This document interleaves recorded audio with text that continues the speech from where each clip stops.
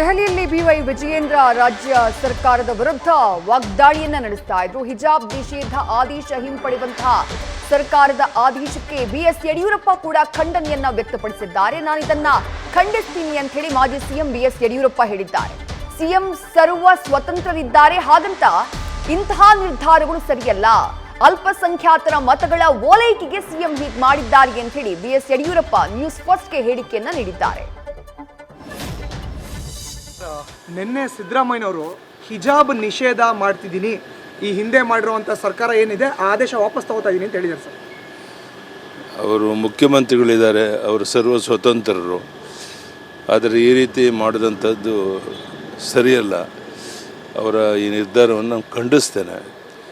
ಅಲ್ಪಸಂಖ್ಯಾತರನ್ನು ತೃಪ್ತಿಪಡಿಸೋಕ್ಕೋಸ್ಕರ ಈ ರೀತಿ ಕೆಲಸ ಏನು ಮಾಡ್ತಾ ಇದ್ದಾರೆ, ಅದು ಅವ್ರಿಗೆ ಶೋಭೆ ತರುವಂಥದ್ದು. ಸರ್, ನನ್ನ ಕಡೆ ಪ್ರಶ್ನೆ, ಬಿಜೆಪಿ ಅವರು ಒತ್ತಾಯ ಮಾಡ್ತಾ ಇದ್ದಾರೆ ಕೇಸರಿ ಶಾಲ್ನು ಕೂಡ ಹಾಕೊಂಡು ಹೋಗಕ್ಕೆ ಅವಕಾಶ ಕೊಡಿ. ಅವ್ರೇನು ಕೊಡೋದಿಲ್ಲ. Thank you sir. News First ನಿರ್ಭೀತಿಯಿಂದ ನಿಮ್ಮ ಪರವಾಗಿ.